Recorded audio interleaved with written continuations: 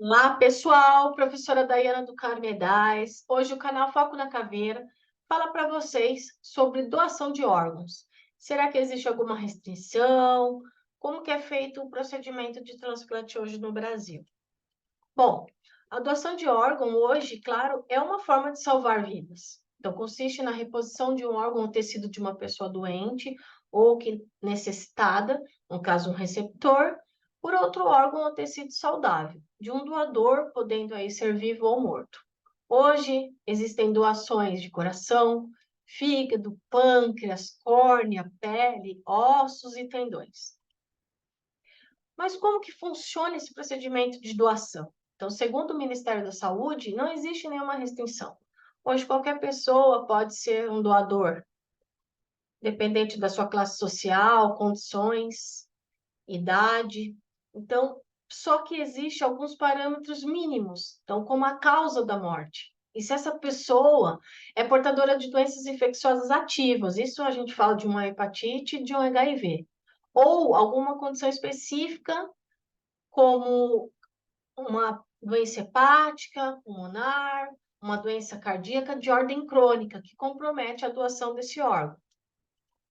A morte encefálica é totalmente diferente de uma parada cardiorrespiratória. Então, a morte encefálica é a perda completa das funções cerebrais, isso constatada pela equipe médica e por exames específicos. Então, é uma determinação da lei de 1997, de número 9.434, sendo uma lei federal.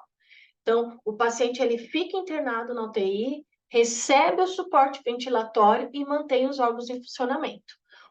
Uma parada cardiorrespiratória, a ventilação mecânica e a preservação dos órgãos não existe. Daí a diferença entre uma parada cardiorrespiratória e uma morte cefálica. Cada órgão doado, ele tem uma idade limite, para garantir que eles estejam saudáveis e totalmente adequados para que haja um transplante.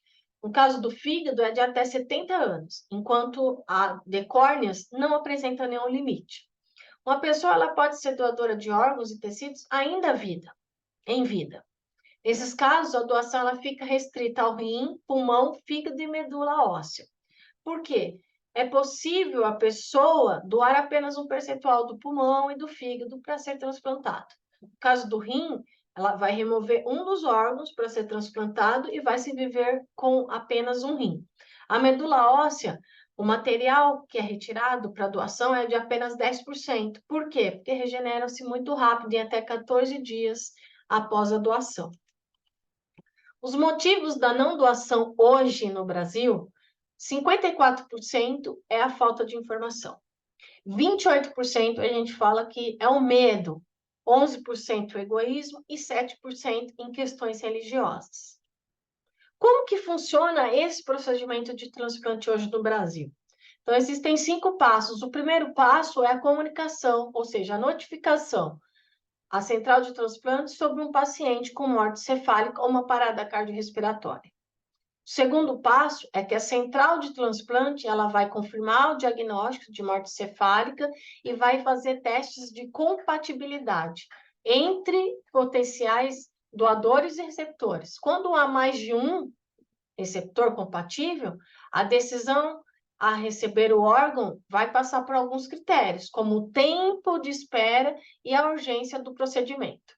O terceiro passo, a central de transplante, ela vai emitir uma lista de potenciais receptores.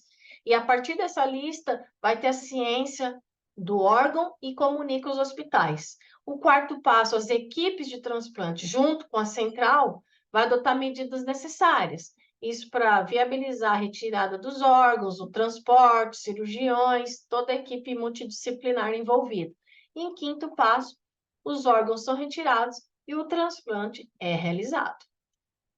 Existem algumas curiosidades, então não é todo mundo que pode ser um doador de órgãos, por exemplo. Se a pessoa tem cirrose, ela não vai poder doar o fígado. E um paciente com câncer atual, sem tratamento, não pode doar qualquer órgão. Tá? Então, quando a pessoa ela morre dentro de casa, apenas as córneas poderão ser doadas. Então, essa restrição deve-se à própria condição que leva à morte residencial. Normalmente está relacionada a uma parada cardiorrespiratória ou uma parada cardíaca. Doar múltiplos órgãos só acontece quando o doador é um paciente que teve uma morte cefálica associada a um AVC, sendo ele isquêmico ou hemorrágico, ou acidentes domésticos. Só poderá ser possível a retirada dos órgãos em até 6 horas após uma parada circulatória ou uma parada cardiorrespiratória, como dizem, após a confirmação de uma equipe médica, ou 12 horas se a córnea for mantida em câmara fria. A doação de órgão hoje no Brasil é algo muito antigo, então está desde a década de 1960. E o Brasil hoje é o segundo maior transplantador de órgãos e tecidos do mundo, ficando atrás apenas para os Estados Unidos. Até para curiosidade de vocês, em 2019 foram mais de 9.000 transplantes realizados aqui no Brasil. 96%, isso é um relato assim, muito importante, desses procedimentos aqui no Brasil são financiados pelo Sistema Único de Saúde, o que garante assistência integral e gratuita ao paciente. Medicação, cirurgia, o paciente tem todo esse acolhimento pelo Sistema Único de Saúde. A lista de espera, ela é totalmente ligada ao SUS, uma fila única e regional. Então, essa relação é definida pela Central de Transplantes da Secretaria da Saúde de cada estado, segundo o Ministério da Saúde, e controlada pelo Sistema Nacional de Transplantes. A lista de espera de transplante é feita na atenção básica.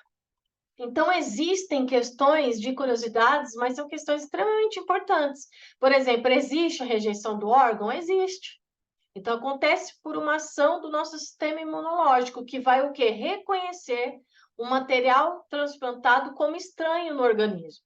Isso acontece para transplante renal, principalmente porque vai ocorrer a elevação da creatinina e diminuição da diurese, e no transplante de fígado. Então, vai ocorrer a elevação das transaminases, que são enzimas que informam sobre a integridade do tecido hepático, podendo aí ocasionar uma inflamação e uma febre também.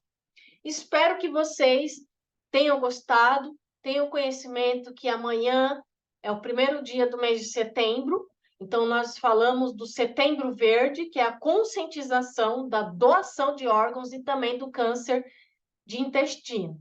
O próximo conteúdo do canal Foco na Caveira, eu falo para vocês qual a função do estradiol, o hormônio estradiol na vida da mulher. Então, já ativa o sininho aqui embaixo, deixe sua curtida, seus comentários e compartilhe os vídeos.